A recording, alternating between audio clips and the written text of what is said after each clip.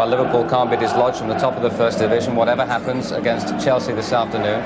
They really have had a phenomenal start to the season, unbeaten in the league. They're the First Division's top scorers, the best defensive record as well, and supremely entertaining. In fact, it's been written that this is the most entertaining Liverpool side since that great renaissance under Bill Shankly over 25 years ago.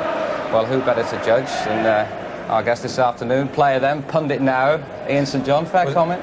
Was it that long ago? Well, I think they've been spoiled here at Anfield because that was a great side through the 60s, you know, Peter Thompson, Roger Hunt, Dean Callaghan, all those great players. And then they had the Keegan-Toshak partnership, then we had Dalglish playing with Highway, and, you know, great entertainers. Now they've got John Barnes, so it's very difficult to say who's better than who right through the years. But I would say that today's team are very, very entertaining. Well, they've got Chelsea this afternoon. What of them? John Hollins believes their structure is strong enough to actually cause Liverpool some problems this afternoon, particularly down the middle. That's where Hollins feels they are very strong indeed. To start with, the number one, which is Roger Freestone, Ingo, a young man. I just feel that he won't let us down, and I know that people will be surprised and say, well, what a good goalkeeper is after today's match. And I see the old signs of Joe McLaughlin coming back, captain of the side, driving people on. He's had some very good matches at Liverpool, so he's not shy of going to Liverpool. And a test will be on him today. And I think he'll come through. I think he'll come through and start showing the dominance that we know he can. And then there's that big blonde bombshell, Kerry Dixon. He's been out for a good 4 or 5 weeks now with a hamstring, but had a great return last week. And I know he'll be relishing getting a good through ball from one of our players there and putting it in the back of the net. That's what Kerry's good at. He's certainly good at that far post and getting in with the headers. So we've got to supply him with those crosses, and then I think you'll see the true Kerry Dixon. I'm looking forward to it. And so we all know, if you were in his shoes, Ian, where would you actually tell your players to attack Liverpool? How would you plot their destruction? Well, having seen Everton here play against Liverpool in the League Cup and then in the league, and Manchester United playing them and hustling them, and I think that's the only way you can play Liverpool. I think you've got to hustle them around, make sure they don't get time to play, because if you give them time, they will murder you. Now, I look at Chelsea's midfield, and I don't think they've got the players to do that. Ian, we shall see what we shall see. Let's take a full check then on the two teams. Our commentary team today is Ron Atkinson and Martin Tyler. Thanks, Elton. Good afternoon, everyone. Yes, Liverpool have Bruce Grobbelaar in goal, of course. Steve Nicol and Gary Gillespie pulled out of Scotland's midweek match in Luxembourg, but both are fit again today. In midfield, Ray Houghton is again preferred to Craig Johnston, who's a substitute, along with the former Chelsea man Nigel Spackman. Up front, Peter Beardsley, missing at Spurs last week with a knee injury. He's back alongside John Aldridge. Chelsea's goalkeeper, 19-year-old Roger Freestone. Right back Steve Clarke, an important defender, does play, though his fitness in doubt until this morning. The illness of Mick Hazard spared John Hollins a decision about a player who publicly criticised his manager last weekend. So Jerry Murphy retains that spot in midfield, and the attack embraces the intricacy of Pat Nevin and the direct thrust of Kerry Dixon and Gordon Jury. Well, George Courtney from Spennymoor on the list since 1973, on the international list for 10 years, a much respected referee at a time when the relationship between officials and players is under such scrutiny. George incidentally admitting that in all that time he's never had an after-match drink with players. The system just doesn't encourage it, he says. But George Courtney, and I think many others in the game, believe that this lack of social contact is one reason behind the present lack of understanding. So Liverpool unbeaten in the league, but not invincible. Everton found their winning formula here in the Littlewoods Cup in October. Chelsea wearing blue like Everton. Can they follow the blueprint of Everton's design?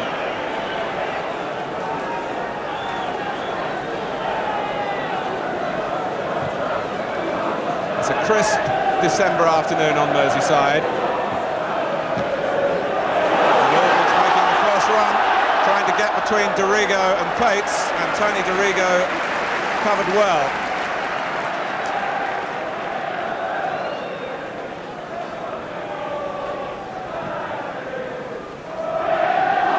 And that came off Whelan. Here's Gary Gillespie, pressed by Jury. Mark Lawrenson starting at right back, with Steve Nicol on the left-hand side of the back four.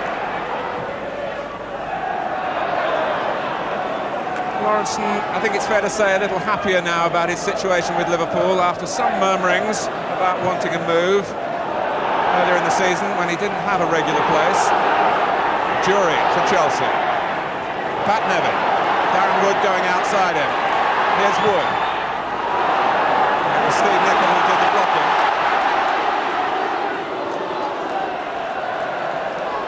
And John Barnes pressed into an error then.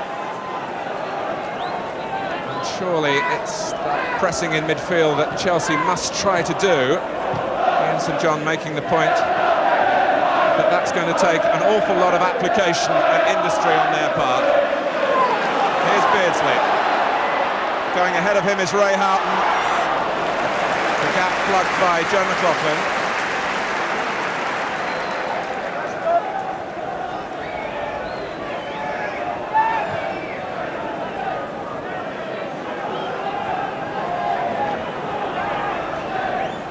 Houghton.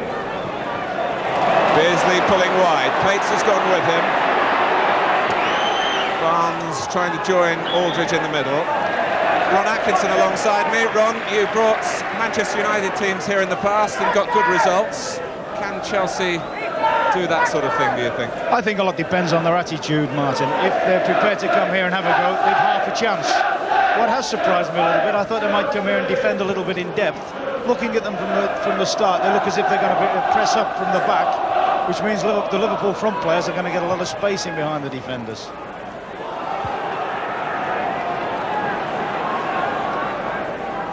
Lawrenson spurning the early ball forward, and then McMahon not able to supply it in Beardsley's direction. But it is 52 years this month since Chelsea last won at Anfield in the league.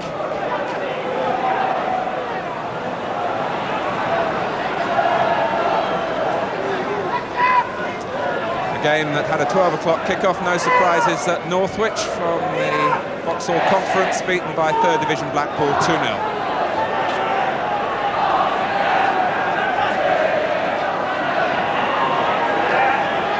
Steve Clarke, Scottish international. A strong Scottish theme at Chelsea these days. And it's Liverpool's Scottish captain Alan Hansen with a clearance.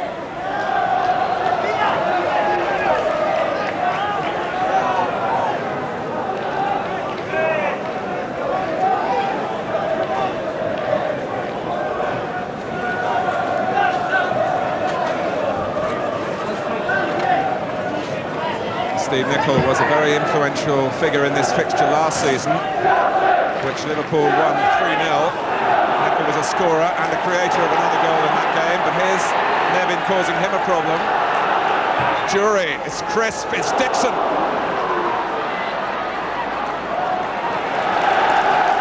Chelsea had the corner. That really was a driven cross, but Kerry Dixon did quite well to react to.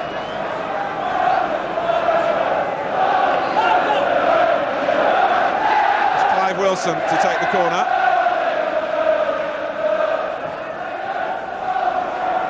McLaughlin was unmarked. McMahon dealt with the header though. Murphy.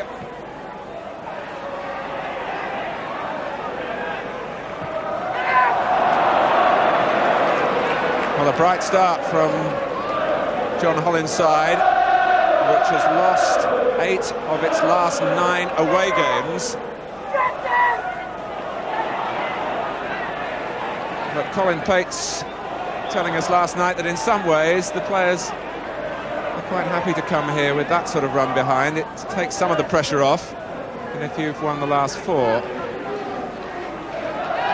maybe Chelsea will relax and enjoy themselves, although John Hollins, I'm sure, Ron, would have preferred them to have won those last 4 away games. Well, that's right, but they're certainly in a situation today where no one, with the exception of themselves and their own supporters, gives them a realistic chance, and that can work for them. I'm rather interested to see how Niven does, because I can remember a couple of years ago, the little fella absolutely destroyed Liverpool. McMahon trying to stoke the fire in the Liverpool midfield.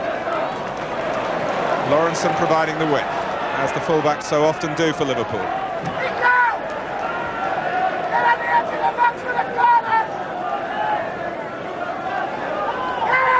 Beardsley. A little looped pass from Houghton.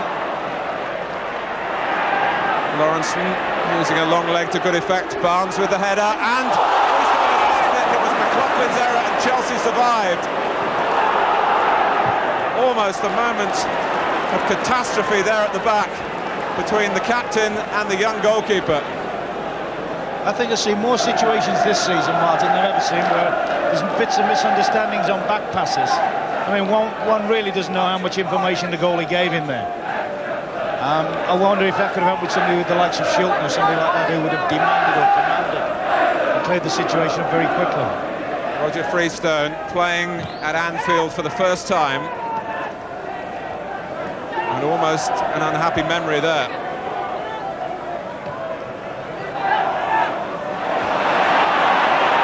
Barnes. Liverpool haven't really settled yet. Lawrenson. And now they're driving forward. But Darren Wood, who does that job so well, unselfish worker in Chelsea's midfield, got a foot in a timely way. Lawrenson. Beardsley's flick, and Freestone comes this time and paints in an exaggerated way. Made sure that he shepherded the ball and that there were no misunderstandings there.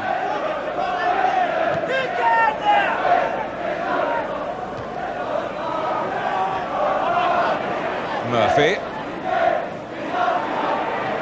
Clive Wilson naturally left-sided, signed from Manchester City, but he's got to scamper back now. As does Dorigo in pursuit of Houghton. That's a lovely pass for Lawrenson. 4 Liverpool players in the middle.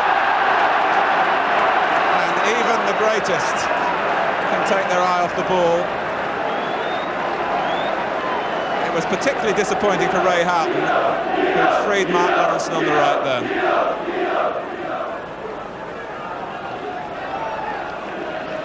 So if you've just joined us, a bright opening, but it's Liverpool 0, Chelsea 0 with 8 minutes gone.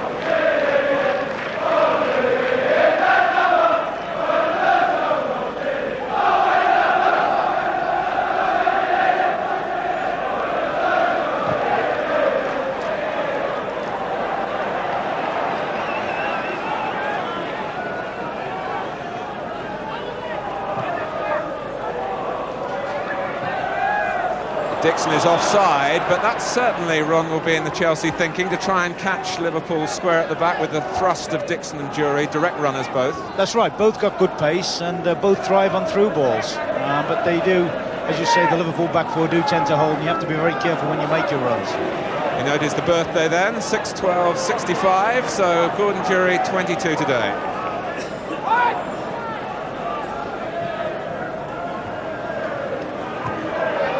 Here's McMahon.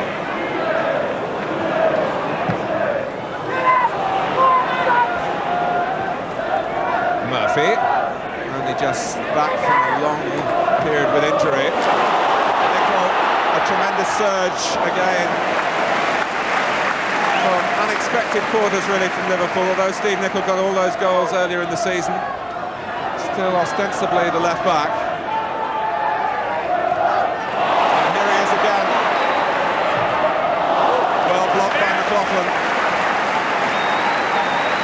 A genuine two-footed player, Steve Nicol, so when he does cut in on his right foot, he's quite entitled to try the shot, although there were others there slightly better placed to his right.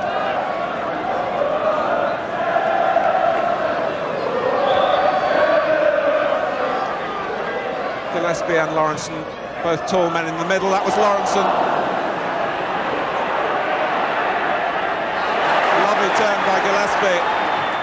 Freestone can only push it out, and it fell kindly for Chelsea and Jerry Murphy. Hansen trying to keep the pressure on.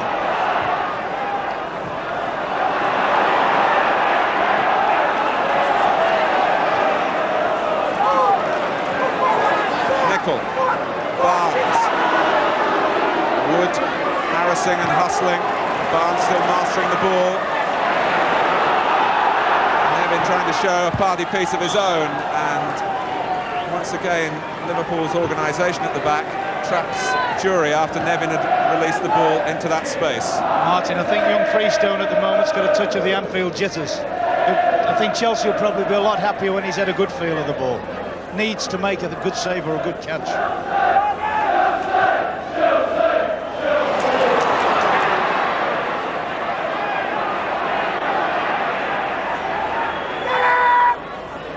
Whelan. It's Wilson and Houghton. Wilson trying to let it run. There wasn't enough weight on the ball. After one or two Liverpool appeals, all George Courtney points for is a throw.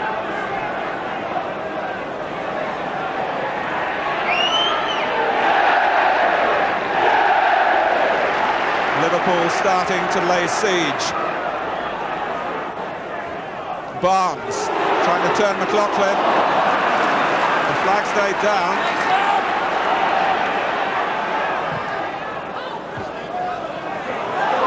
Barnes. McMahon trying to take it on the burst. Barnes, who'd slipped for a moment. Good blocking by Wood from Aldridge. Liverpool trying to select the right pass to unlock Chelsea here.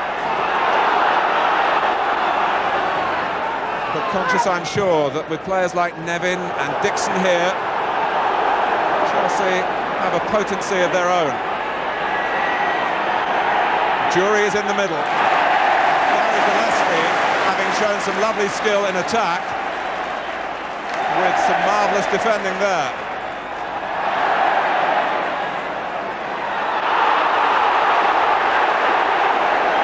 But it's a Chelsea ball.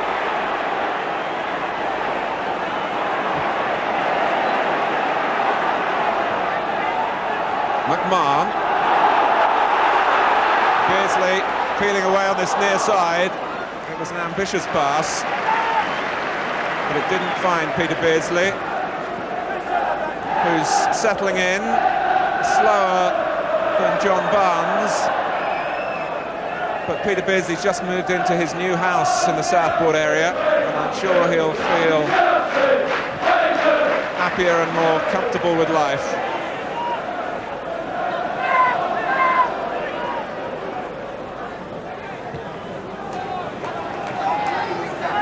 Here's Nicol.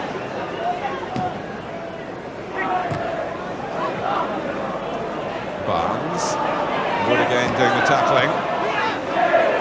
Beardsley losing out in the turn against McLaughlin. Dixon chasing that early ball again, doing it unfairly. Terry Dixon was out for 6 weeks with a hamstring strain and only came back last week against Wimbledon. So just one match after quite a long period of injury under his belt. Jury.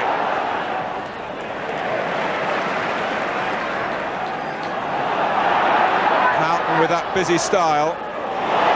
Beardsley is allowed to go on. Genuine opportunity here for Liverpool, and McLaughlin now yells at the linesman. I don't know what he's yelling for. Steve Clarke played him on by miles. He stayed in there when the rest stepped up, and no question, no way in the world was Beardsley offside.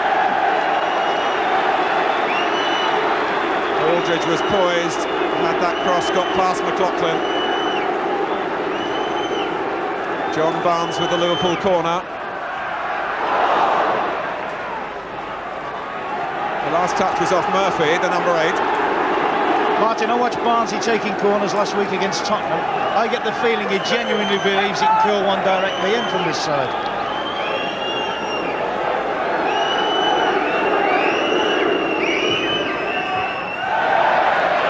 Nicol, Gillespie, and Freestone hangs on.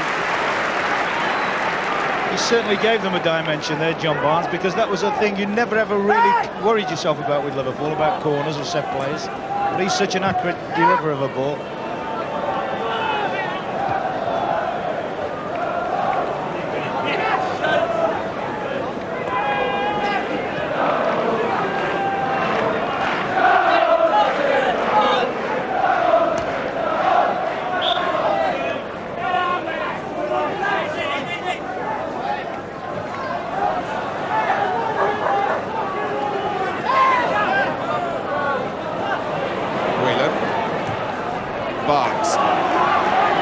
Beardsley making himself available beautifully. He got on the blind side of McLaughlin. Barnes. Chelsea were drawn towards the players in possession. They lost McMahon, who sent in that raking drive. Steve McMahon, a scorer in each of the last 2 Liverpool games. 5 in all this season. And there's going to be a slight stoppage here because we have a dog on the pitch. The animal lover is Steve Nicol.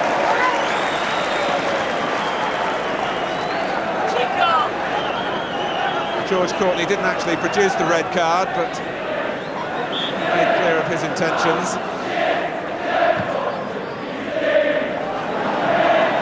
You just wonder how that ever happens at a league ground like Anfield.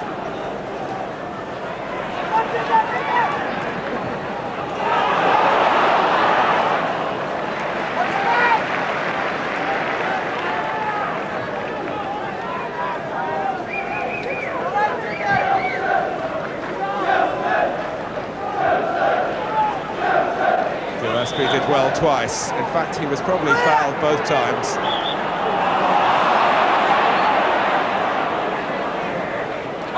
Murphy was the second culprit and came off worse. It's quite clearly a Liverpool free kick.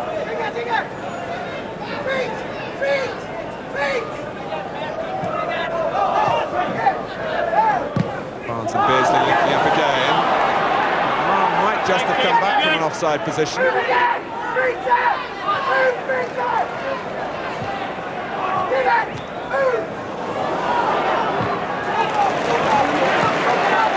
Nicol. Houghton. And McLaughlin with 2 to face. Beardsley was the other Liverpool player. Did well. The captain setting the example. And Chelsea not short of good honest toil in this opening phase of the game. Well, it was an attempted shot, I think, rather than a pass by Beardsley, and he didn't connect, and Aldridge was still trying to sniff an opening from it. The problem Chelsea are having at the moment, Martin, is that Liverpool are putting some great runs through them from the middle of the field. I think all apart from Ronnie Whelan at the moment have made telling runs that have nearly produced something.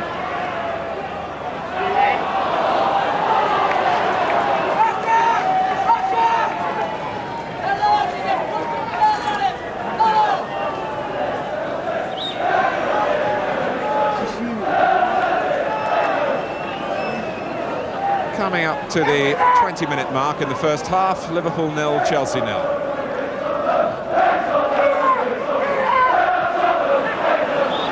This time, and in fact, just as Ron was saying, Darren Wood had made a run back with the marauding midfield player for Liverpool. On that occasion, it was Steve McMahon.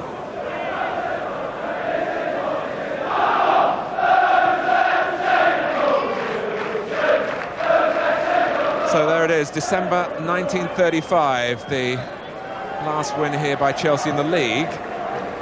Since then, 19 Liverpool wins and 9 draws.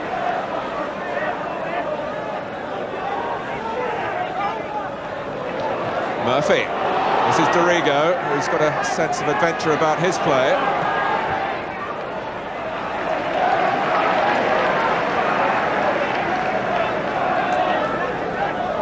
Jury. Dorigo. One for Dixon to fight for. Nevin has the chance. Grobbelaar got it the second time, having fumbled the cross. Few goalkeepers in the world come for more crosses than Bruce Grobbelaar. By his standards, he didn't have to go very far this time. And Kerry Dixon was the obstacle. Grobbelaar lost it. Nevin on target, but not past the combination of goalkeeper and defender. I wonder how much this injury of Bruce's has impaired his confidence a little bit. He was telling me before the game the problems he's had with it, and it is pretty horrific. Virtually every time he goes down, the stitches in his elbow split and have to be sort of re-sewn after every game. It's the right elbow, Ron, and it's certainly restricted his training. Nevin is in again. Still Nevin, and Lawrenson came in. George Courtney has pointed to the penalty spot. A penalty won for Chelsea by Pat Nevin.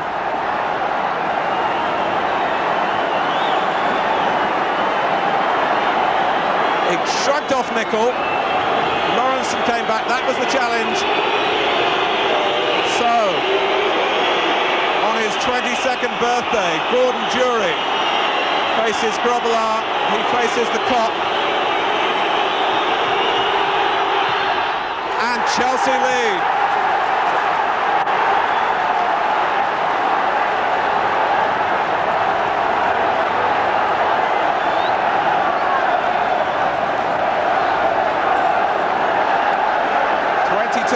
Appropriately for the 22-year-old.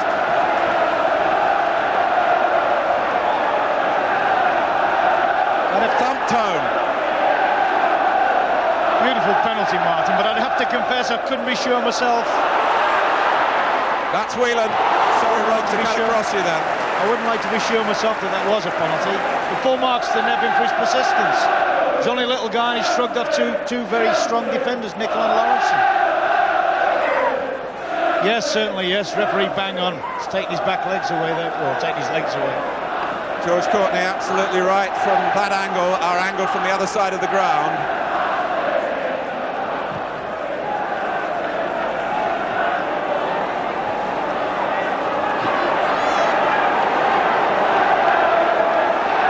Jury. His 13th goal of the season. And it was only a couple of weeks ago, remember, that in front of a live television audience, his nerve rather failed him against Peter Shilton, so he's made of stern stuff, Gordon Jury, to come back and do that.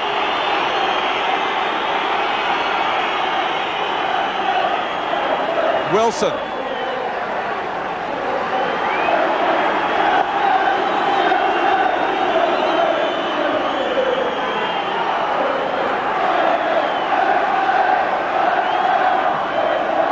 Murphy.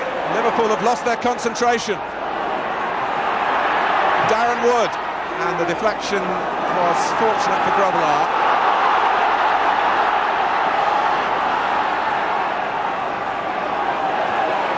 Wood biting in, but with a stud or two showing. Chelsea are never short of travelling support. And those who've come up from West London are feeling now, although there's a long, long way to go, that their journey is worthwhile.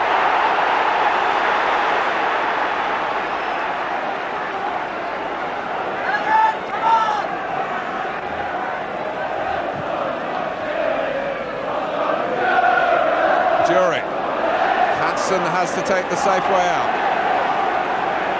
because Kerry Dixon was close behind him.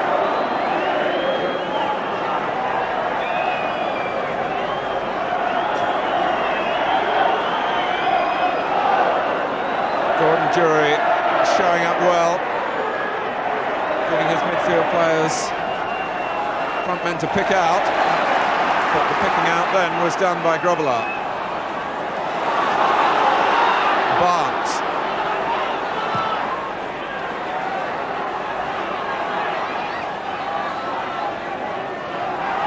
Chelsea, incidentally, only the second team in a league game to score at Anfield this season.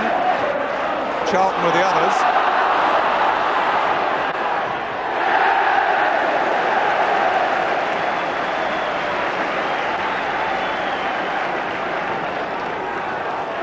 At the moment, Chelsea have got an awful lot to be thankful for to their two central defenders. They've stood firm against the Liverpool onslaught and have given the rest of the lads a chance to play. Hansen, that's another error from Liverpool at the back. Dixon. Jury was a long way away to try and find with a pass. Freestone has come. There's sorting out to do here. And he's set a throw. Roger Freestone having to learn his trade, really. under the glare of First Division football at Anfield. But he's surviving. Aldridge went in at the near post. And Freestone had it covered that time. It's only his 10th First Division match. He's not yet got a clean sheet. What a place it would be to start. And before that, as you can see, just 13 games with Newport County. A real rookie of a goalkeeper.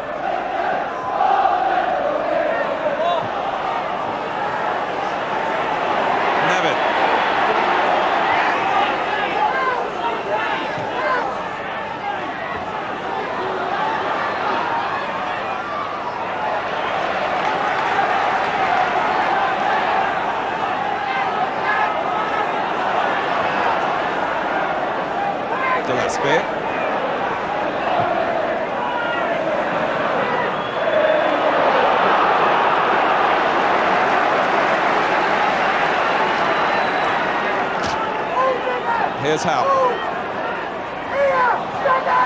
Ronnie Whelan, who's just been holding things in midfield so far.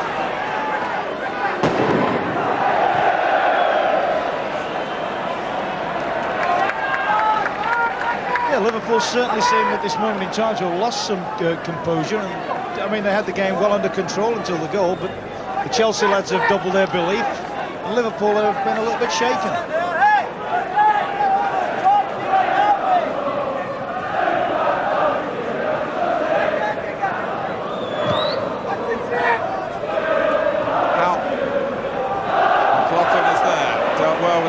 Bouncing ball. And a push by Gillespie on Dixon.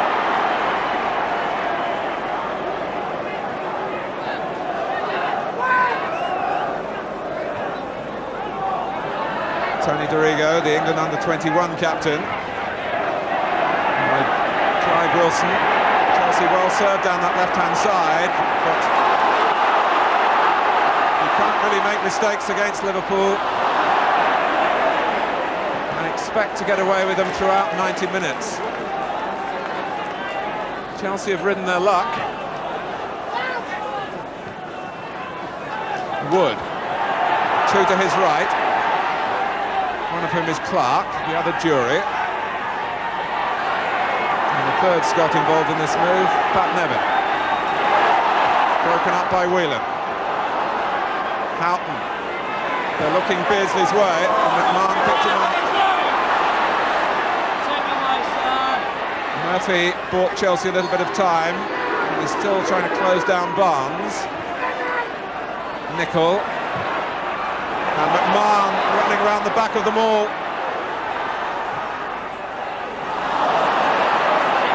Barnes. Nicol.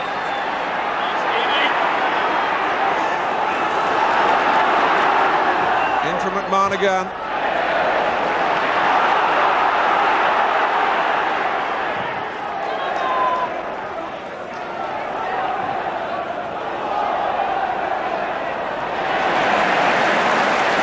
Feel that Gary Gillespie could play in any area of the field. Aldridge offside.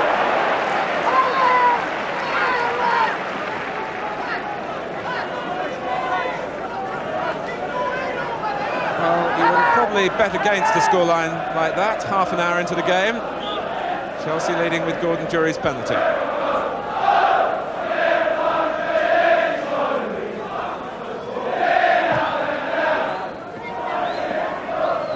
Dixon, and a second time. Here's Nevin in the clear again.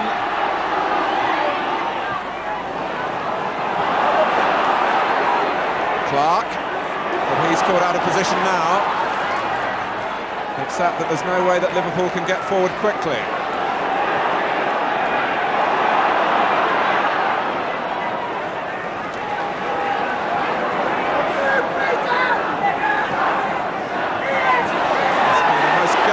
First half hour from Chelsea, but Nicol freed by John Barnes. Wouldn't quite fall for Houghton. That's been the story so far for Liverpool. McMahon, Barnes,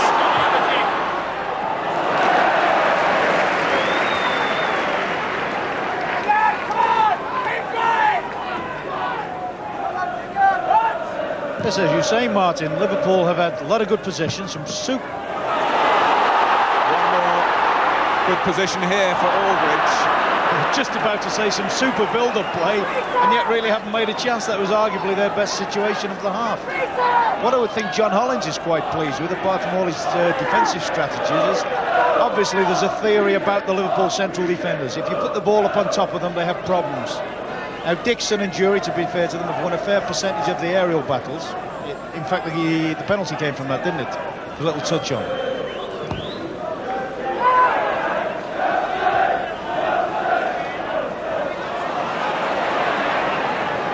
Well, they'll be pleased on the Chelsea bench, I'm sure, but they certainly won't be relaxed.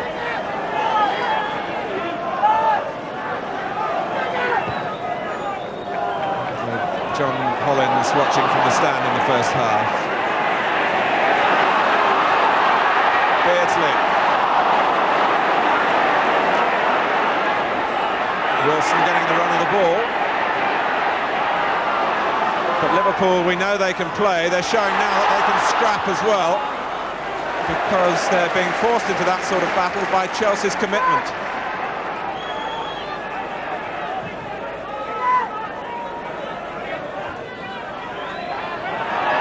Wilson. When you look back at Chelsea's other away games this season, in many of them that they've lost, they've had spells on top and not crowned those spells with a goal. Well, they've got the goal here.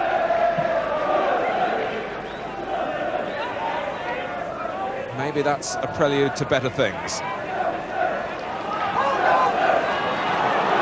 Barnes. That's a marvellous switch in the direction of play with Beardsley. Well, it was so close. Peter Beardsley put hands to head.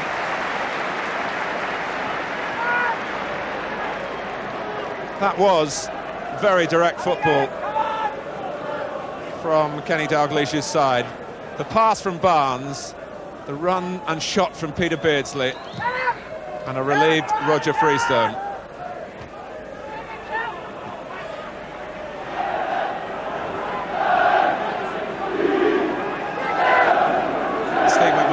Who really wears his England ambitions on his sleeve. Got such a desire to force his way into Bobby Robson's full squad.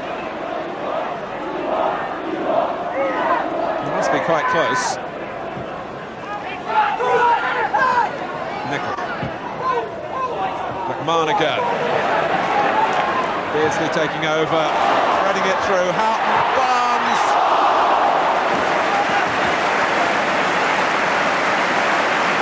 The rhythm is coming wrong. Brilliant football, absolutely brilliant football. I think John Barnes will be very unhappy. He should have done a lot better than that. A player of his quality with a situation like that ought to really look now. He's really made a strike for one of his big benders, but really ought to have done better. Great setting up play from Liverpool. Liverpool still trail.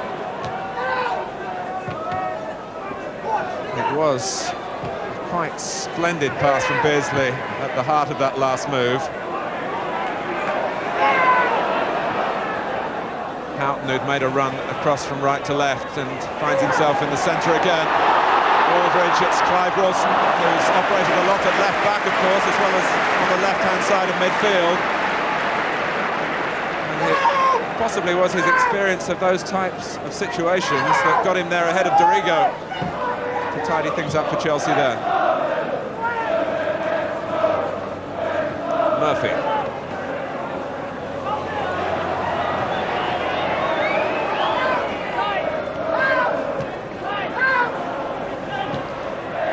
It is a most absorbing game, being played at a frantic pace.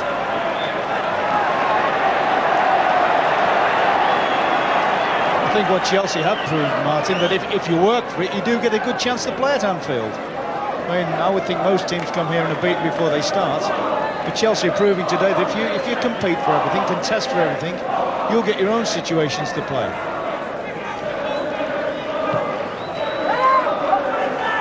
That should be McLaughlin's, not cleanly.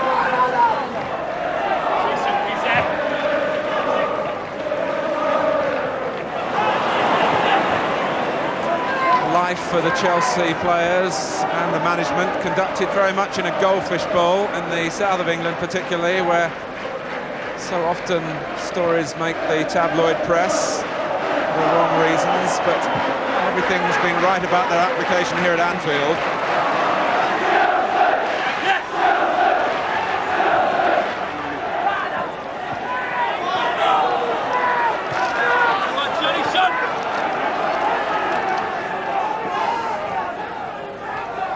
Barnes, past McLaughlin, Houghton going to the near post.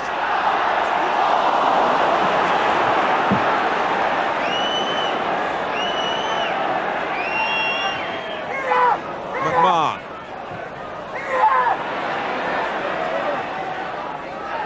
Liverpool not delivering the final ball with their usual composure. But what can Houghton do here? Dorigo prevents the corner.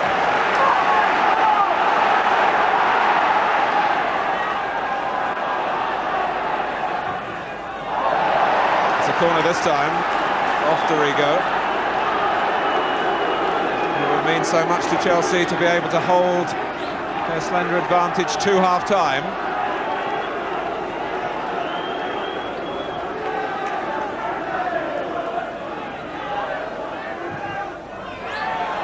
Gillespie, Clive Wilson off the line. Whelan! And that is the closest they've come. From Gary Gillespie. And Freestone, who didn't come for the original corner from Barnes, was beaten by the header, but Wilson, the last line of defence, but a safe one then for Chelsea. And that's a good catch. He'll feel a lot better for that, Roger Freestone, in terms of his confidence, even if there's an ache or two from the challenge. Yeah, look at the super ball in from Barnes, super good spring header, and that's the value of having a defender on the line. I'm a little bit interested why Chelsea only have one defender on one post. Often you see teams, watch this now, often you see teams without defenders on the post, and if Wilson hadn't been there, for instance, that's got to be a goal.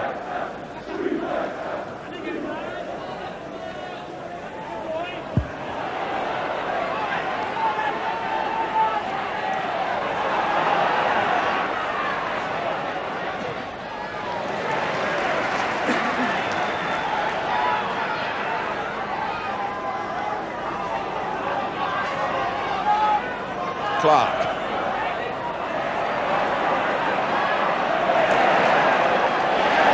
Here comes McMahon, holding off Wood, who was fouling him.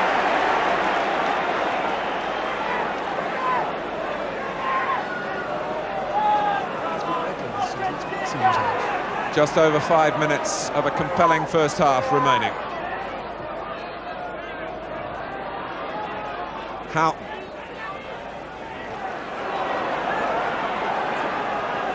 Chelsea regroup, allowing Gillespie to size up the options available to him. McMahon, the flag is up. Chelsea breathe again. Steve Nicol there making Pat Nevin do the defending. It's not a natural part of Nevin's game.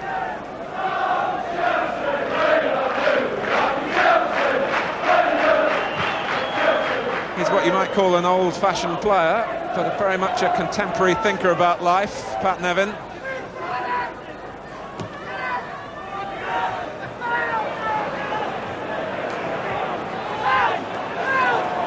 Clark.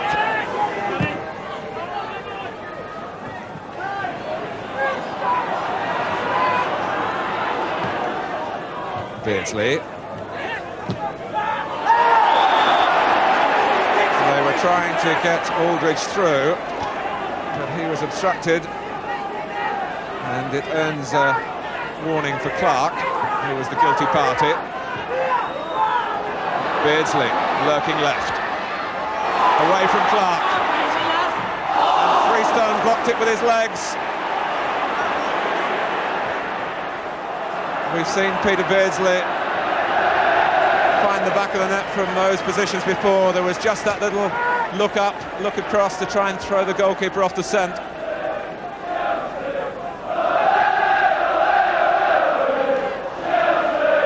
So many good things going on though, isn't there, at the moment? The pace of the game's fantastic. You get all the little midfield duels. You've just mentioned about Nevin and Nicol. And you always get the feeling if Chelsea can hit a few early balls over the top that Dixon and Jury on the break, for instance, are going to cause Liverpool problems. So at the moment, as you said, the game very absorbing. Terrific prospect second half, I would think. Lawrenson with the free kick. Chelsea trying to hang on till half-time. Gillespie, Aldridge. The whistle had gone before that, although Freestone wasn't aware of it. There are some Liverpool frowns out there.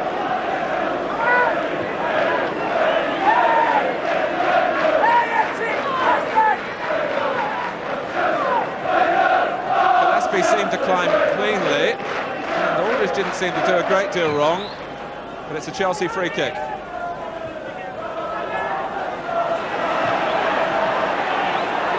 Wilson. Space for Gordon Jury. Dixon's in the middle, Nevin's joining him.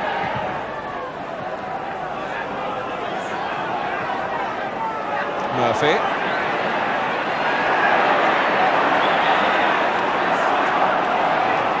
Hard to hear the whistle in the hubbub, but it's a Chelsea free kick.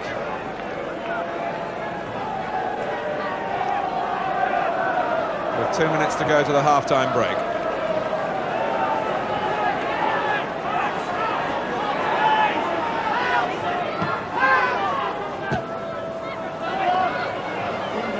It's an awkward bounce for Steve Nicol.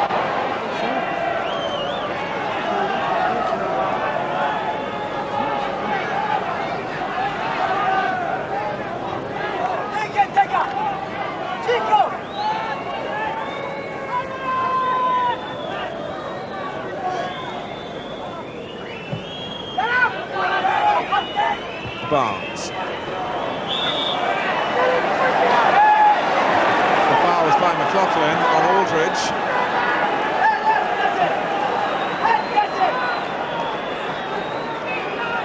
Chelsea have just left Gordon Jury upfield.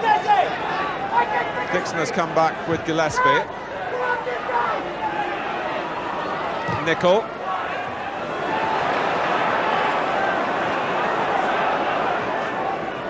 McMahon, splendid turn, and I think he hoped that the goalkeeper might be coming out quickly to narrow the angle and that the chip might have been on for him.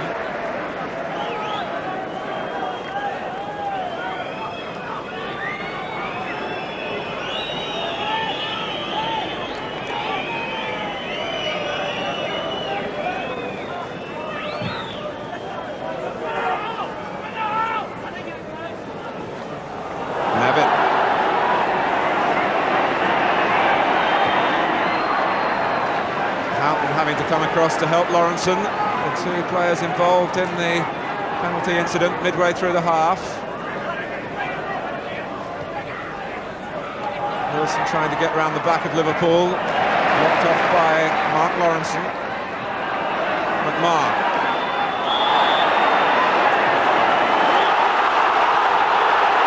Wasn't taken from the right place.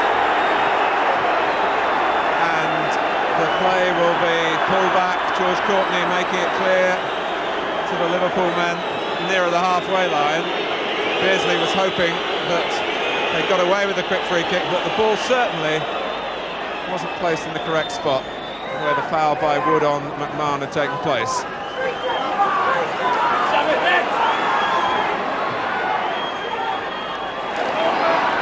Nicol. Roars of relief, I would think, from the Chelsea fans behind the goal. I'm sure they've been looking at their watches, just as George Courtney has a look at his. There you saw Chelsea's commitment again, Martin. Dixon right back, doubling up on Nevin to stop Nicol coming through.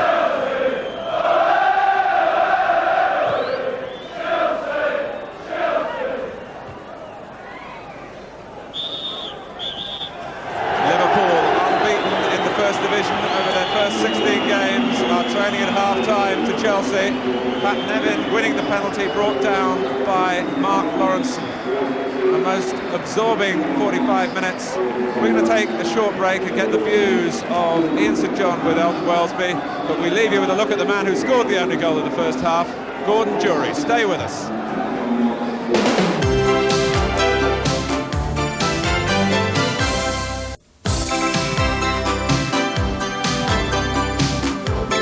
Well, a really excellent first half here at Anfield with Chelsea leading Liverpool by 1-0. You've got to say entirely against the run of play. And the first thing we should do, for anyone who came in a little bit late and missed the penalty incident, is clear it up once and for all. I don't think there was much doubt, was there? Well, I don't think so. I mean, Mark Lawrenson, I thought at the time, tackled with the wrong foot. I mean, you can see it from here. Nevin got away from him. Mark went in with his right foot, possibly rather than his left there.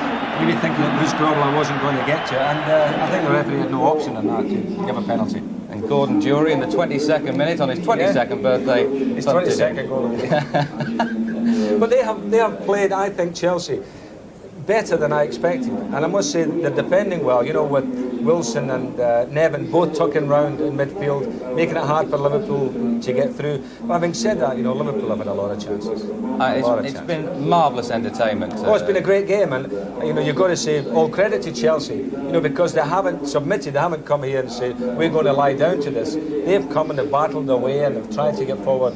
You know, when they've got the ball, which has not been too often, but you know, I think they've defended well as well.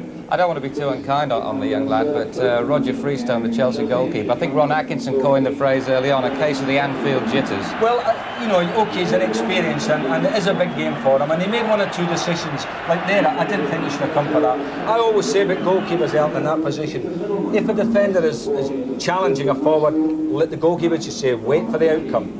But I mean, had Liverpool nicked the ball there, you know, he's gone. He's out on the edge of the box. And he has made one or two useful little saves. The more the game's going on, he's getting more and more confident. You know, because Liverpool really haven't tested him to any great extent other than hitting balls straight at him. Now, at the other end, Bruce Grobbelaar has had virtually nothing to do, but he was responsible almost for the goal by an incident about a minute beforehand. Well, Ron Atkinson had made a point. He said he was talking to Bruce, and he'd said that, you know, he's still feeling his injury, you know, an old injury to his elbow. And I was a little bit worried about that because against Manchester United he dropped a couple like that, coming into the ruck and dropping them. Well, I can put the record straight on that, Ian, that he's not training at the moment, not doing any goalkeeping training because of this injury. He had a pin removed from his elbow, and quite honestly, it gives him a lot of pain, you know, and it is affecting him. I know that, but he's going to get all the headlines. Well, I think if I was John Hollands, I would say let's put a few balls in there, big Kerry Dixon on the challenge, and you know, Bruce, you might drop another one. But Liverpool as well have been terribly unlucky. They haven't made the most of some of the positions they've got, but they have been unlucky too.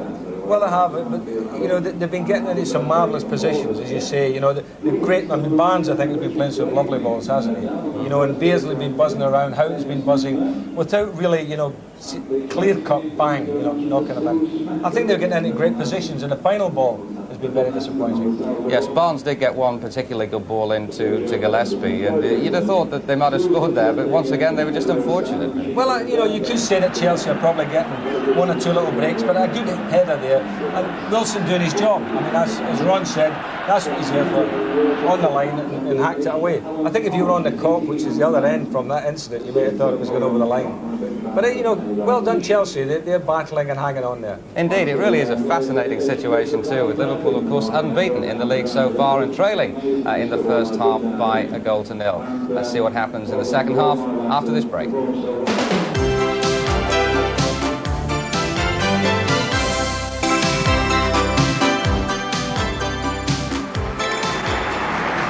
Welcome back to Anfield, and what a second half it promises to be for this young man. 19-year-old Roger Freestone keeps goal for the first time in his life in front of the Kop. In a situation where Chelsea are battling here to hang on to a shock one-goal lead. Roger was telling me before the game he had visited Anfield before today to have a look round. Newport County were playing a League Cup tie at Everton, and he came here as a tourist. Well, now he's out there, very much a central figure. Bruce Grobbelaar beaten once by Gordon Jury's well-struck penalty.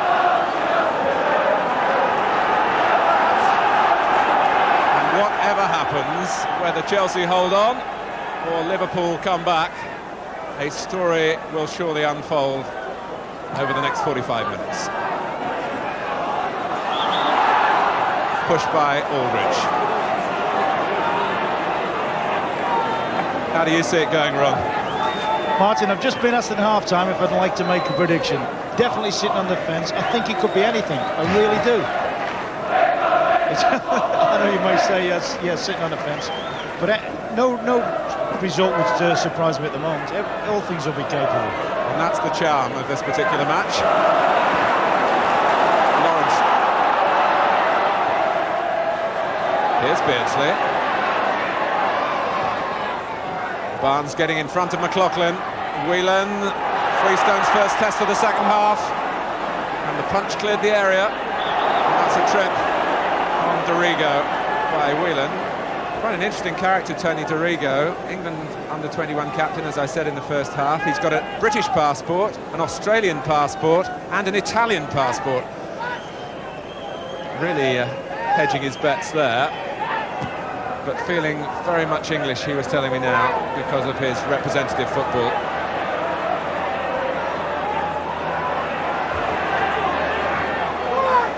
No sign of Liverpool's Australian, Craig Johnston, being called into the action yet. He and Nigel Spackman, the two substitutes for Kenny Dalglish, if required. Hansen. Here's Steve Nicol.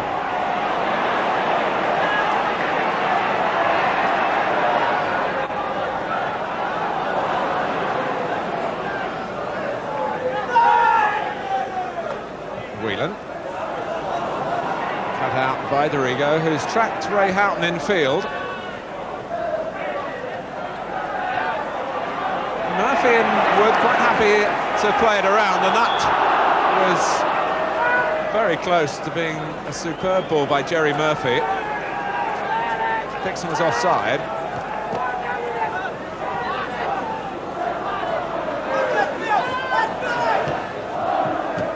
Whelan. Difficulty there for Dorigo.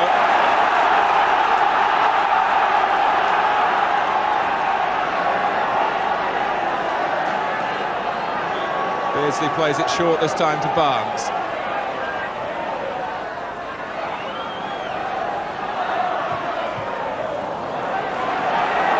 It's Jury doing the defending this time.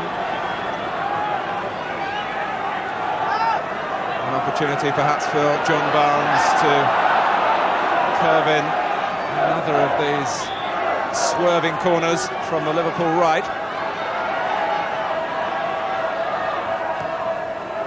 Freestone in the firing line.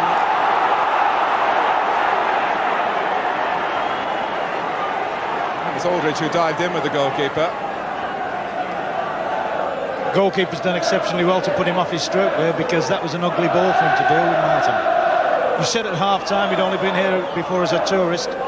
Certainly, you know, there's no way he's going to be on holiday second half. Whatever happens, there's nothing surer than he's going to be arguably the busiest man on the field.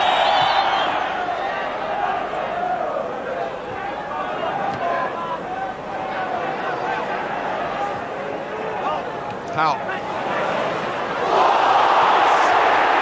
He's committed to go for the ball. All credit to Peter Beardsley. No fuss. Didn't try to get a fellow professional into trouble. Very good to see. And quite in keeping with the decency of Beardsley's character. Liverpool have their free kick. Proper punishment. Nicol, Gillespie, and it's Clark. That crossed the line, although Freestone didn't believe that it had. And it would be foolish for Chelsea to start losing some tempers here.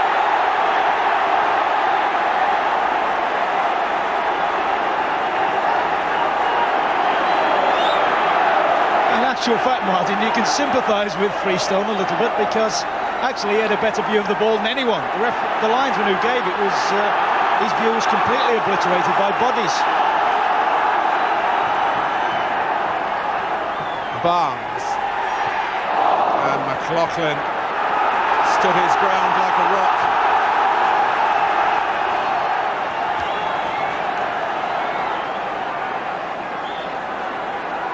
Liverpool's 9th corner of the game. Steered away by Darren Wood. McMahon. Well won again by McLaughlin, who wasn't too pleased about a stray elbow from Aldridge. Nicol round the back. Aldridge is in there.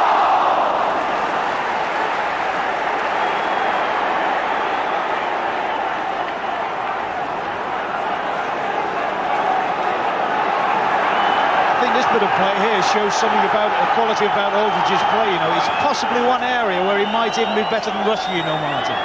He's certainly brave enough, and he possibly takes up better positions for heading attempts at goal. You're talking about him as a goal scorer, Ron. Last week against Tottenham, he was a goal maker with 2 splendid first-time touches.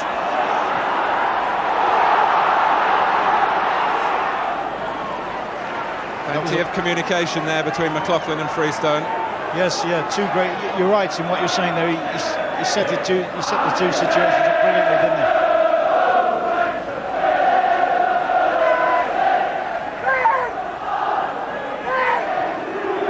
Those Chelsea defenders would love the likes of Dixon and Jury and Nevin to be able to get hold of the ball for a little while and keep the play in the Liverpool half. Just relieve some of the pressure that's building and building. With Barnes. Oh, how did he do that?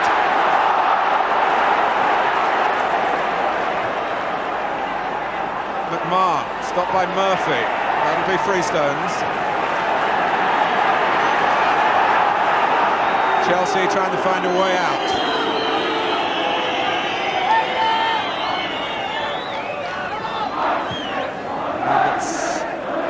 A wonderful record goals to games that Aldridge has. He's operating in a very congested area in this match as Chelsea pull players back again. Houghton.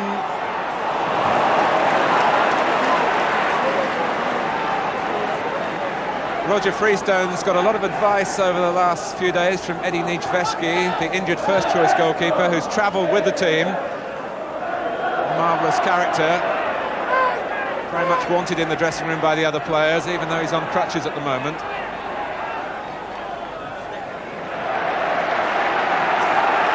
So here's a chance for McLaughlin and Pates to draw some breath at the back. And maybe an opportunity with Darren Wood here to set something up with a throw. He finds Clark. Dixon and Jury are in the middle. Clark with Nevin. Some interplay there that didn't quite work for Chelsea. And maybe Liverpool will get extra space to break into with Beardsley. 3 in red to his left. And it's the man in yellow who has the ball.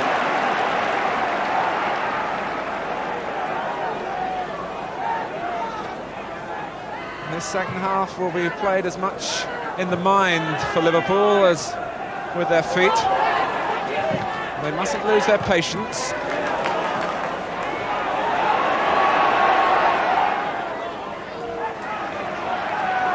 That's something John Hollins will be hoping for. He'll be hoping that his side frustrate Liverpool that much. They start to over-attack from the back and maybe leave little spaces for Jury and Dixon and Nevin to hit them on the counter. Put his side in trouble. Aldridge.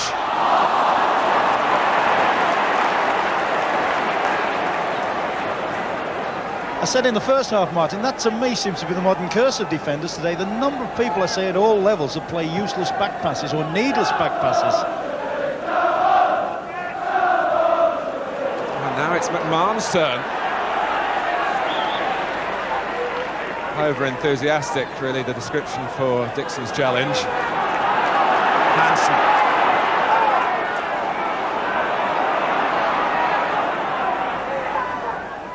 Whelan. And Jury running back. Great work in the team cause that. And then, with the composure to find the useful pass too for Clive Wilson. Wood. Jury had pulled out to make room to operate in again. Dorigo. Dixon's gone towards the near post, and that should be Grobbelaars against little Pat Nevin.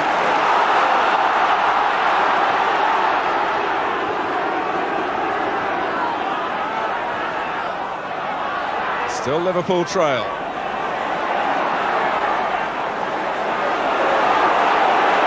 Run going on, but going square.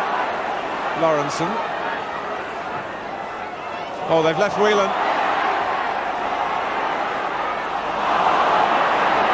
Barnes! Oh, the post this time. The ball's still in play with Lawrenson. Barnes, he set up McMahon. Oh. Chelsea hanging on by a thread. And I know when that thing's happening against you, Martin, if you're the team that's doing the attacking and that thing's happening against you, do begin to wonder whether it's not going to be your day, you know. Even if you're Liverpool.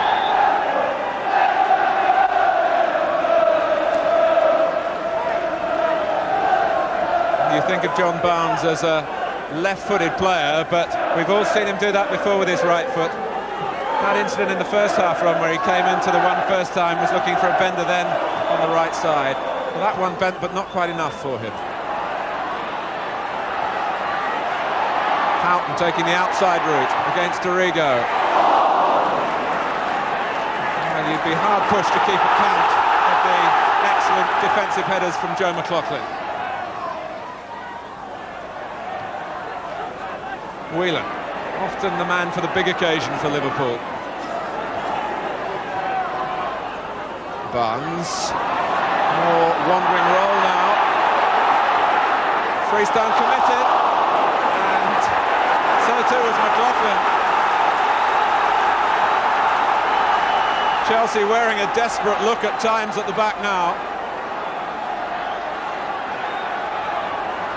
Will they crack?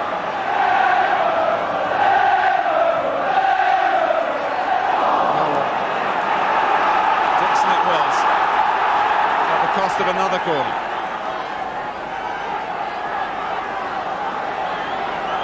Barnes gets the corners in with such pace.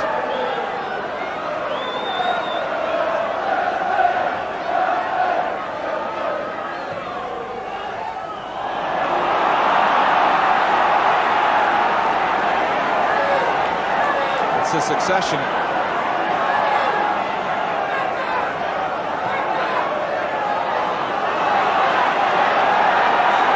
Goal area is absolutely jam-packed.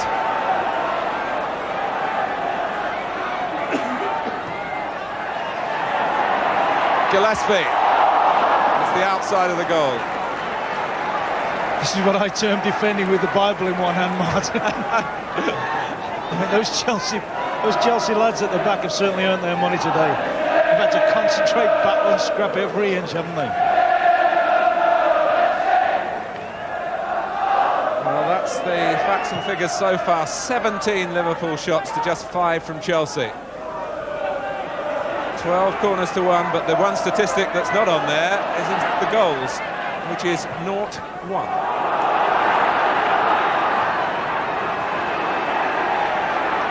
Nevin trying to make that 1-2. Jury! Grobbelaar was uncertain.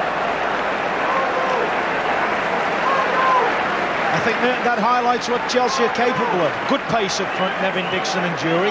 And also, as I've said, if there is a suspicion of a weakness at the back for Liverpool, it's their inability in the air, actually.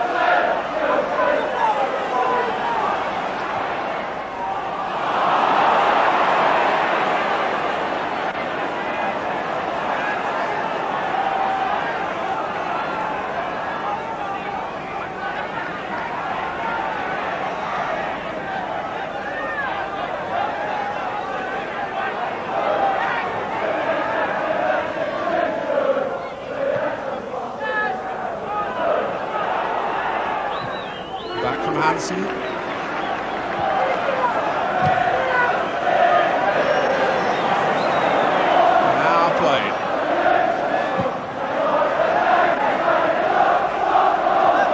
Here's Mark Lawrenson for Liverpool.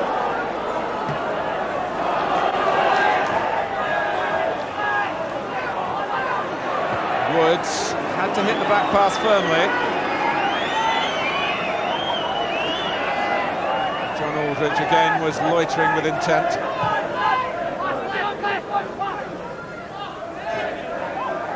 Good flick by Dixon to Jury. And Lawrenson just got back because it did look as though Jury was getting the better of Gary Gillespie. Barnes then caught by Nevin on the far side.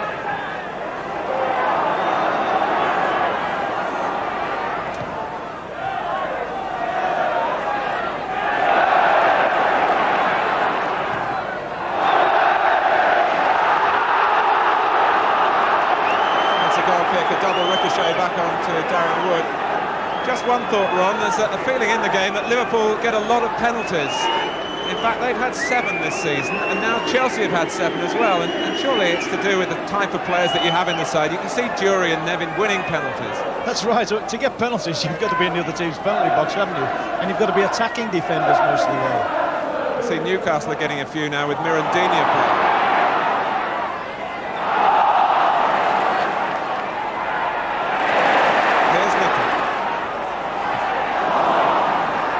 Go across. The Chelsea players getting in each other's way, and it's Liverpool appealing for a penalty then. Houghton, the disappointed player who went down, really got caught up with Joe McLaughlin, and George Courtney had to rule, of course, about intent.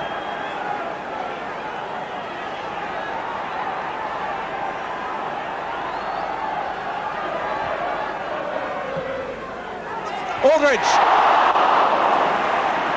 He certainly whips those crosses in, doesn't he, John Barnes? You were saying about George Courtney, had to rule, was it intense? He was also stood 5 yards from the cop as well. Takes a brave man to give a penalty, stood that, or not to give a penalty, doesn't it? Stood that close to it. And it very nearly led to a goal in any case from Aldridge. One of those predatory players around goal you daren't take your eyes off throughout the 90 minutes if you're a defender. Pressed back. You'd hardly think that Jerry Murphy's only played one First Division game before the day this season.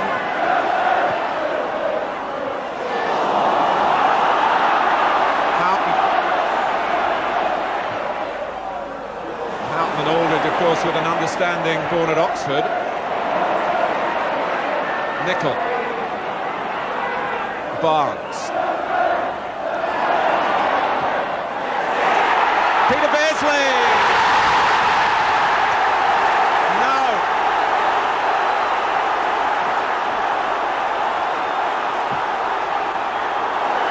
An infringement in the middle here. Was it a push by Houghton before the ball reached Beardsley? I think it was. And would you believe it, Ron, even when they get the ball in the net, it doesn't count. Well, as I said earlier, Martin, it makes you wonder whether it's your day or not. Very brave decision again from George Courtney. No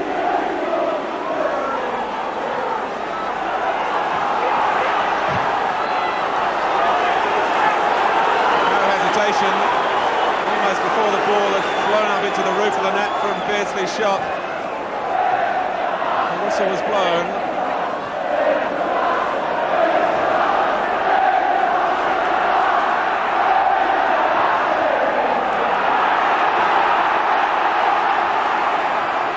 Who caused the problems that time.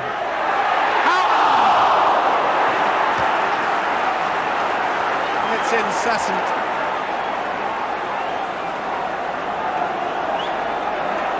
Nicol virtually a left winger now. Houghton coming in purposefully. Already picked up a couple of goals for Liverpool in his 5 previous appearances. Martin, I saw Liverpool play Coventry earlier in the season, beat them 4, and everybody said they were sensational. I would say on today, I've been far more impressed with them today than I was on that particular day. Somebody said it's a funny old game, isn't it?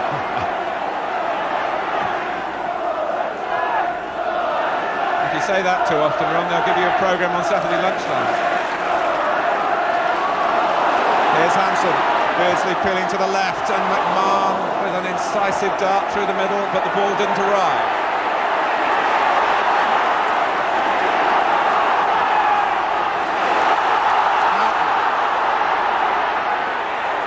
Barnes. Chelsea twisting and turning to try and keep Liverpool out.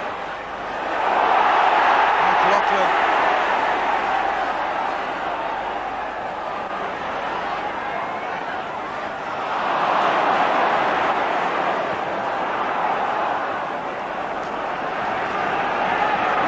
The back for Chelsea, it must be like sitting in the dentist chair with a drill in your mouth. Seem like an endless time, but the time is passing and time is on Chelsea's side. McLaughlin has caught John Aldridge. It's a second penalty in the match, and Aldridge, just the contact there by Joe McLaughlin to mar what up till now has been a magnificent performance. And Aldridge must pick himself up. Freestone must wonder whether Chelsea's luck can hold even in this situation.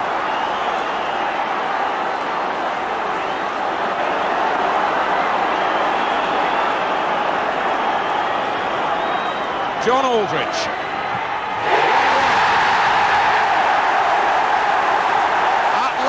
For Liverpool.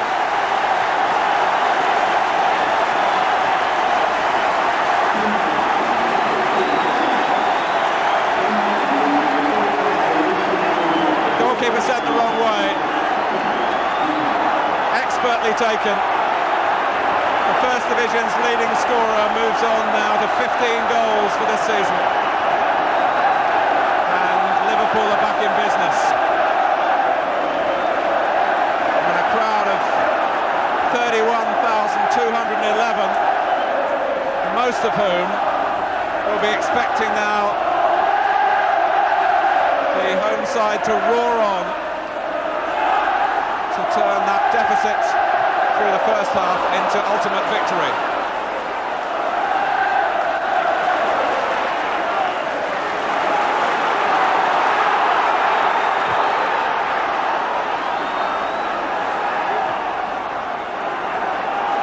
Wood.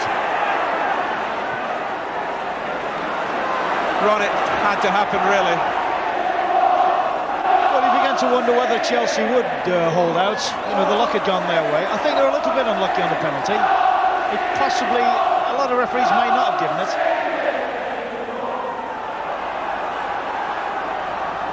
Lawrenson. Houghton. Aldridge again. Scrambled away by Pates. And here's Wood with players left and right. Jury to the left was offside. Ron, let's have a look at that penalty incident again. Yes, certainly McLaughlin's made contact with him, but I'm not so sure that Aldridge didn't run across his body.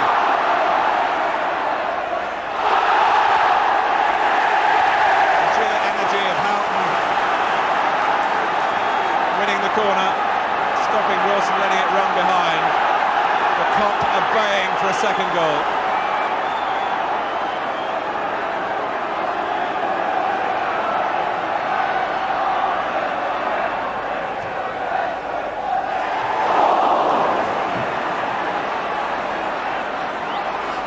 McMahon, pass to Rigo.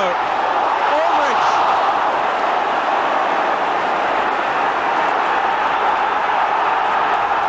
Talk about one-touch finishing when the ball comes to you quickly. Aldridge just, in the end, was in a no-touch situation when any sort of contact would surely have put Liverpool into the lead.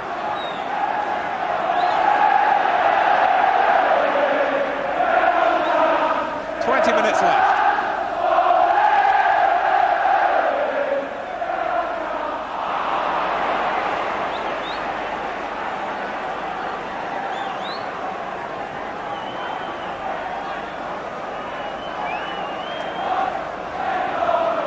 A lot of talk on Merseyside about Liverpool's unbeaten record, but there's the wise old head of Bob Paisley still around Anfield, and he reminds these players that back in the 49-50 season, Liverpool in fact went 19 league games unbeaten at the start and ended up finishing 8th in the First Division. And I can tell you that Bob Paisley trots that fact out from time to time when he sees any indication of overconfidence around the place.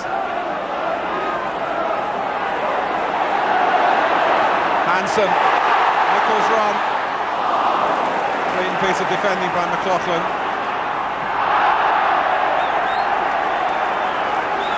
Every lad deserved win bonus today, it's that lad McLaughlin. Be a bit unfortunate if he's the reason if Chelsea don't get something out of it today. Nicol, a Scott everywhere on the field you look. It was Nevin stopping him.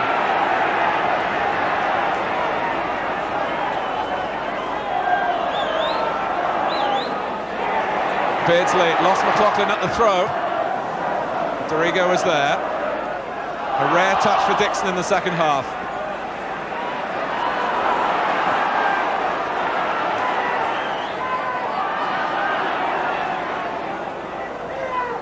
So many ways that Liverpool can break through. One of them, McMahon's eye for goal from midfield, of course.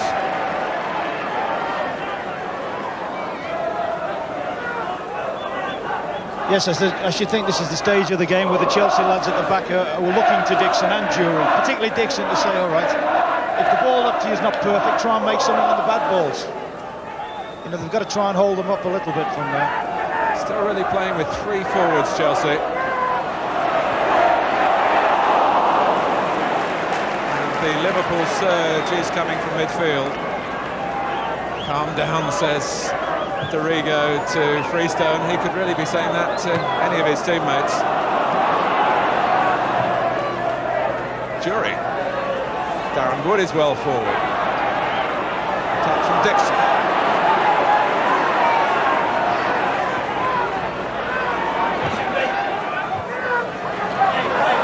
And here's McMahon. Dorigo has to chase back.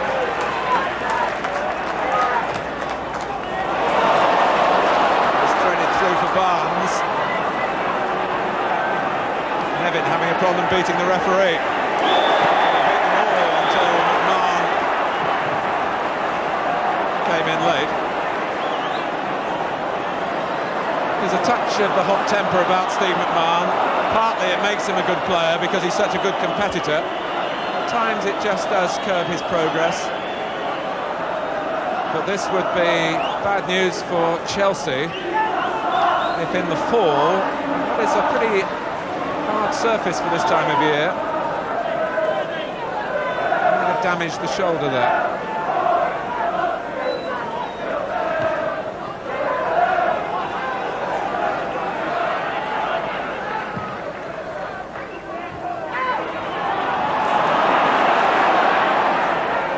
Murphy, now Pates.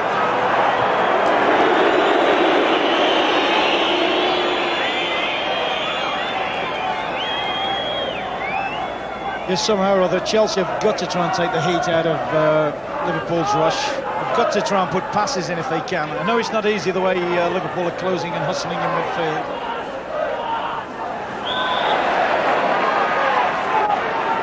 But if people like Murphy or Wilson could just get on the ball a little bit, Martin, and pop it about a bit and just deny Liverpool the ball for a minute or two, it might, well, it'd be a big help for them if they could.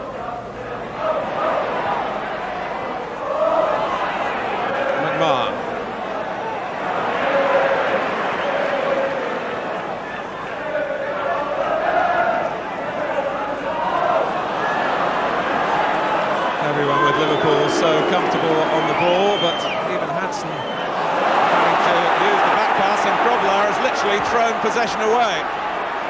Dixon.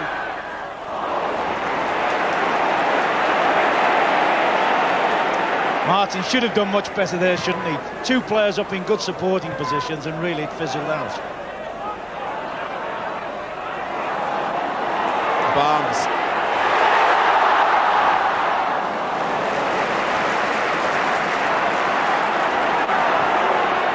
better distribution on that occasion by Freestone than we saw from Grobbelaar at the other end.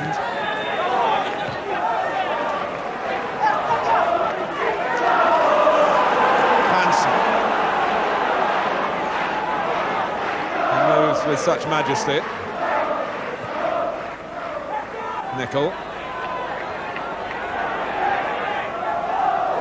Whelan is infield of Barnes, so to McMahon. Chelsea free kick.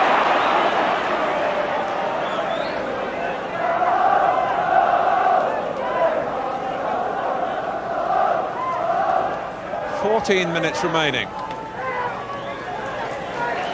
Chelsea hanging on. A draw would reflect great credit on them. It's a long last 14 minutes at Anfield, though, when Liverpool are chasing the game.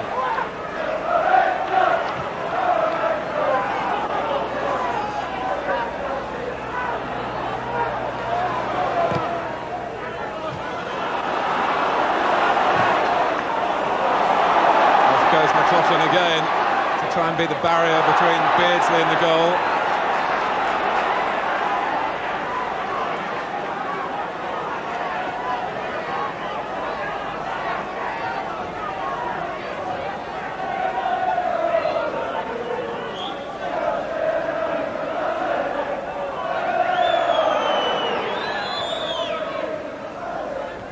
Lawrence's header.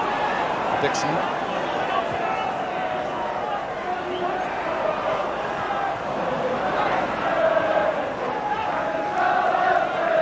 Hansen.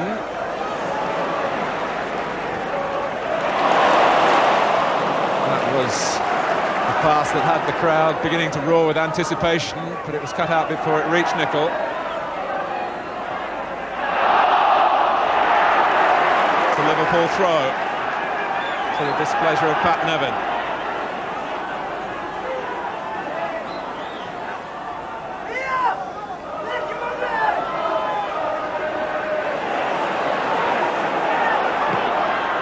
Oh, and if Jury could have taken that in his stride, there might have been problems for Liverpool.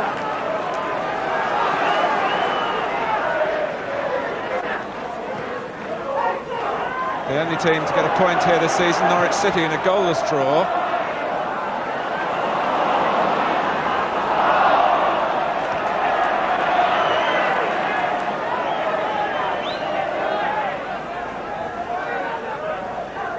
Hansen.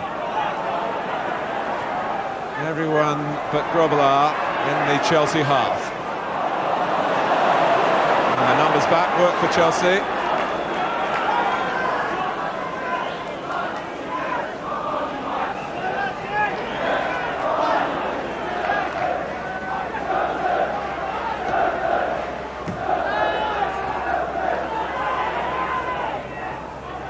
Wood quickly into McMahon. Keeping Liverpool, for the moment, at arm's length. Beardsley. McMahon is way ahead of the ball again for Liverpool, but had to turn back to avoid being offside. Beardsley. But here's Nevin. He's got a long way to go. Not a lot being offered by Chelsea in terms of help. Murphy's got a cross now, and here's Wood. Dorigo. Dixon in a position where he can face the goal and shoot at goal. It was an enterprising effort. That's what goal scorers do, Martin. They shoot when they've really no right to.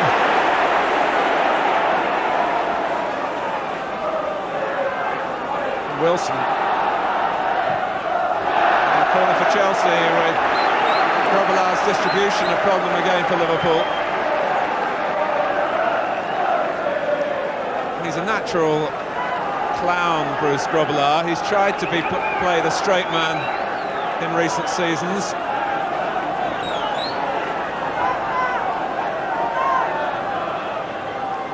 Corner played short by Clive Wilson to Pat Nevin, and that sold Darren Wood very short.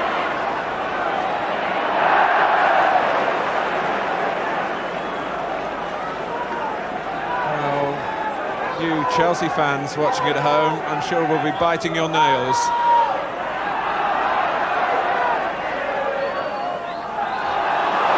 That's going to be a Liverpool free kick for an illegal turn by Nevin. Just get the impression, though, Martin, that Liverpool, having equalised, have maybe just took the foot off the pedal a little bit and are trying to just play in a controlled way now. Certainly the tempo of their game's dropped considerably. Mustering themselves, Ron, I'm sure, for a storming finale with Barnes. There's a real examination for Steve Clarke, who's been developed by Chelsea into an international defender. 3 caps for Scotland now, although he missed out in Luxembourg this week through injury. And Clarke penalised. Real possibilities now for Liverpool. Whelan over the ball, in from Barnes, who can try again. And Freestone fumbles at the near post. Chelsea wouldn't be best pleased if they lost the match from this corner.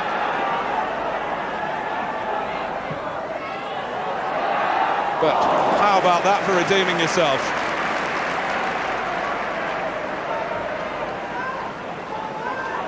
Well, Craig Johnston will be bursting to get into the fray. Not yet called upon. Houghton.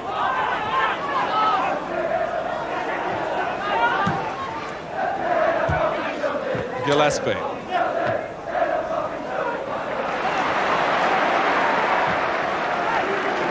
As you say, Ron, it really is the first time that the pace of the game has just slackened right from the first whistle.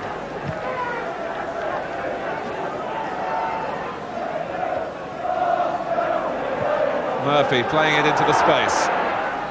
Hansen had to be sure. There was a poor back pass from the Liverpool captain at West Ham earlier this season that cost Liverpool 2 points. A rare black mark on his record.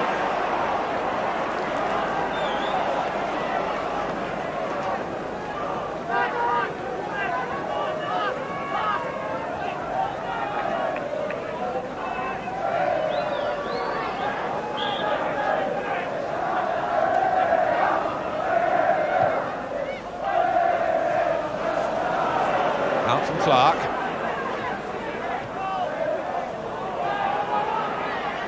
Beardsley trying to scoop the ball round, as he's done with such telling effect for England on a couple of occasions.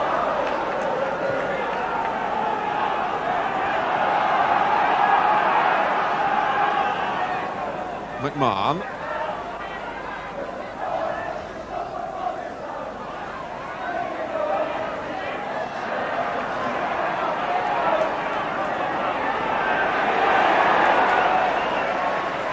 Here's Whelan. Gillespie well forward, Jury back defending against Lawrenson.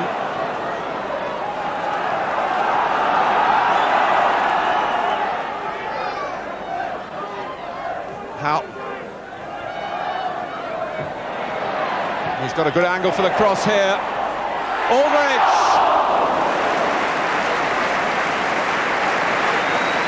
Well, one former Newport County player having a real old duel here with another produced by the same club. Wonderful work by Houghton on the right, the angled header from Aldridge, and Freestone there, just in the right place for Chelsea.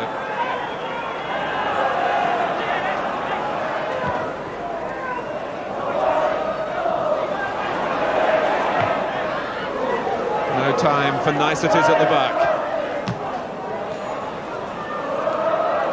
How often have Liverpool won the game? No, right at the last. Houghton trying to do just that.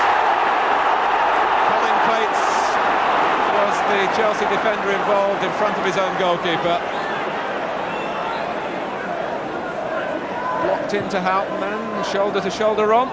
Yes, I think he might just have got the benefit of the doubt because the ball had run onto the goalkeeper there. But a very dangerous thing to do, especially when the referee's already given 2 penalties. Yes, George Courtney's on a hat-trick.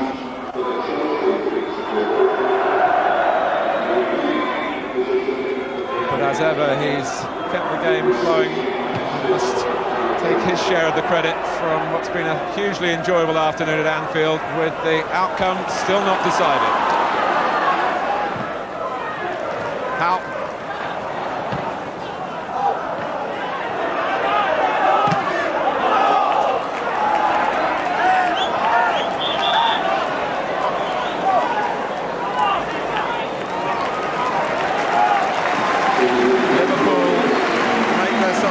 Their first one, and it's Aldridge who's coming off for Craig Johnston. Whether that's tactical or that Aldridge is carrying a slight injury will presumably be revealed after the event.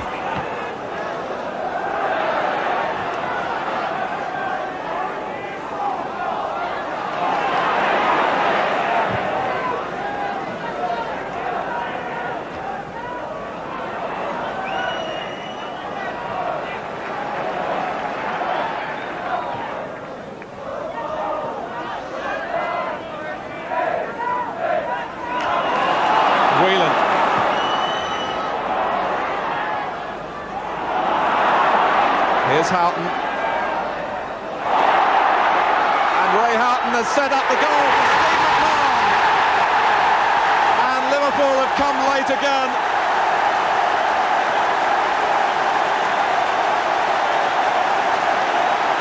Set up the goal and set up the victory, it would seem. Unless Chelsea can show real resilience. But how about that from John Barnes? The back heel that invited Houghton in behind the Chelsea backline, and the other invitation was for McMahon, which he accepted gleefully. It's been a long haul, Ron Atkinson, but Liverpool finally in front. I suppose once again you've got to give the manager some credit there, because he's made a substitution. He's put Barnes up the middle. Now John Barnes did appear to panic a little bit when the ball came to him, didn't he, in the penalty box? A marvellous goal. Clinical, marvellous.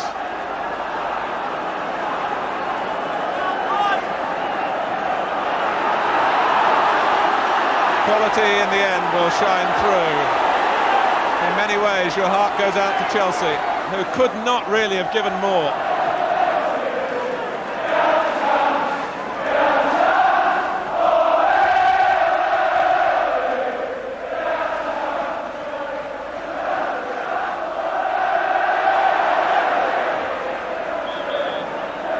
Dangerous play by Wood, but Gordon Jury just before that had gone down.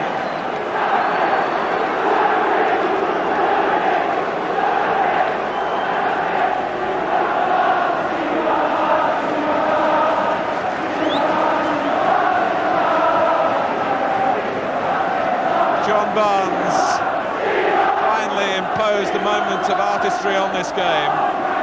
Houghton did splendidly as well.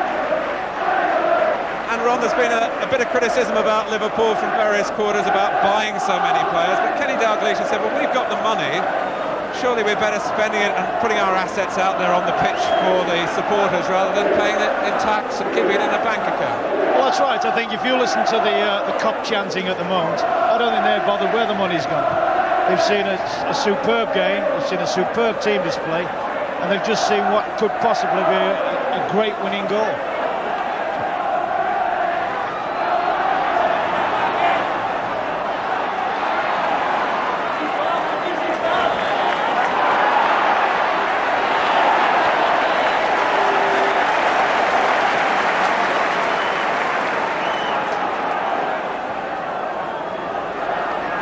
Hansen.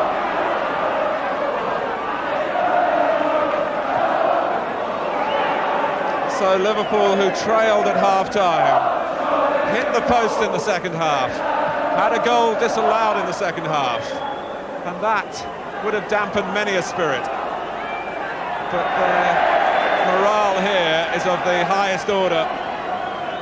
It's part of the Liverpool secret, really.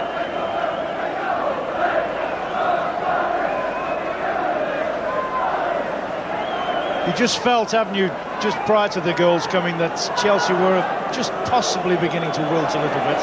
Maybe one or two legs had gone tired, or their minds had gone tired.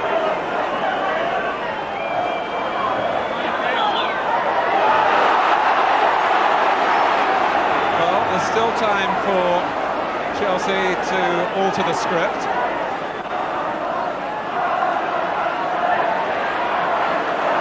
Pates. Dorigo. Here's Wilson.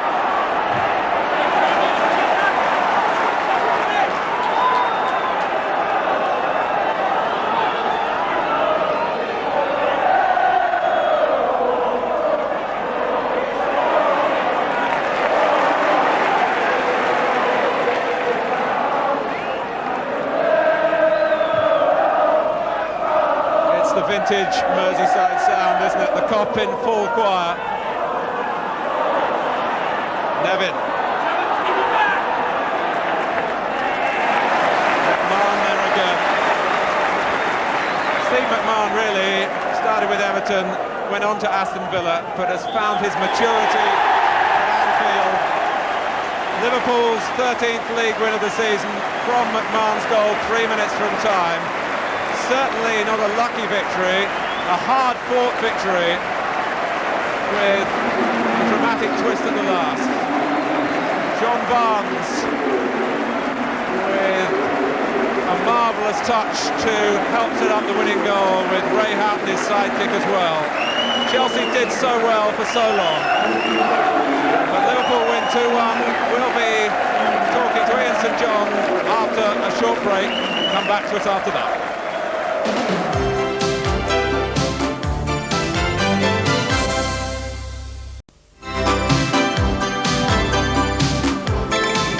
Well, we didn't get a sensational result, but the adjective certainly applies to the match. 90 minutes of riveting entertainment here at Anfield this afternoon, and a win for Liverpool that takes them 5 points clear at the top of the First Division, ahead of Arsenal. Liverpool still with a game in hand. Ian St John, thoroughly enjoyed that, didn't we? And how many times down the years have you seen Liverpool snatch victory in just the dying minutes? Well, it has been Liverpool, isn't it? You know, and especially when they're attacking the Cop end, pressure piles on, and I think at the end of the day they obviously deserved the victory because they had so much of the ball and played some marvellous football. I thought they were outstanding today. And really the goal typified the way they played, didn't it? The one-touch football, beautiful to watch. Oh, great, you know, and John Barnes for me is the man of the match because you know, he's outstanding, isn't he? I mean, he can play long balls, he can play balls outside of his foot, beat men, shoot, he can do everything. You know, he's a cracking player. Ian, let's have another look at that marvellous winning goal by... And Barnes was involved in this as well. You know, Houghton plays a nice little one too, but look at the skill of Barnes here, a little flick. I mean, that's what you pay money to see in football matches. You know, we can all do relatively simple things, but a little bit of special footwork that you see in a football match comes from real stars, and I think John Barnes is now a real star. I think he's a superb player. And just a very quick word about Steve McMahon, who keeps coming in with these so important goals. I'll tell you something, there is not a better midfield player in the game at the moment than Steve McMahon. Scoring goals, making goals, working hard, terrific player. Ian, thanks very much. So John Barnes is man of the match. We have time, I think, for a quick word. He's with Peter Brackley. Yes, John, well done, congratulations. Barkley's man of the match, and there's the champagne, and I would think some relief in the Liverpool dressing room. Well, yeah, because we've gone through games like that, you know, creating a lot of chances, and Norwich in particular, you know, where we didn't score, and the longer it went on, it looked like it was going to be another one of those. How much credit to Chelsea because of the way they played today? Well, they did well because they came here and they scored early on, you know, and they always score goals, but today they defended very well. And your own performance today, I mean, Liverpool really are bringing out the best in John Barnes, aren't they? Well, I was surprised actually to get a man of the match. It's still nice, but I mean, I'm just glad that the team won. Well, congratulations, and hope you enjoy the champagne. Thank you very much. Thank you. Ian, you've watched the great Liverpool players down the years. How does this guy compare with some of the greats like Thompson, Well, Highway? that's right. I think Thompson, Highway, great left wingers, same as this boy, but I think what he can do is score goals as well. And, you know, and he's got a long range of passing, he's 2 feet, can beat people. As I said, he can do everything, you know. And I mean, he's very modest too, isn't he? I mean, he's surprised at winning the champagne there. But maybe that wrapped Kenny Dalglish rubbing off on me a little bit. Well, I mean, that is a Liverpool trait, you know, not to get big-headed. And I think he's a very modest boy. Ian, thanks very much indeed. It's been a great entertainment for all of us here and for all of you at home, I'm sure, this afternoon. There's more sport on ITV later tonight with the Foster's World Doubles from Northampton. That's snooker, of course, and the next big match live is in 2 weeks. From Anfield, bye-bye.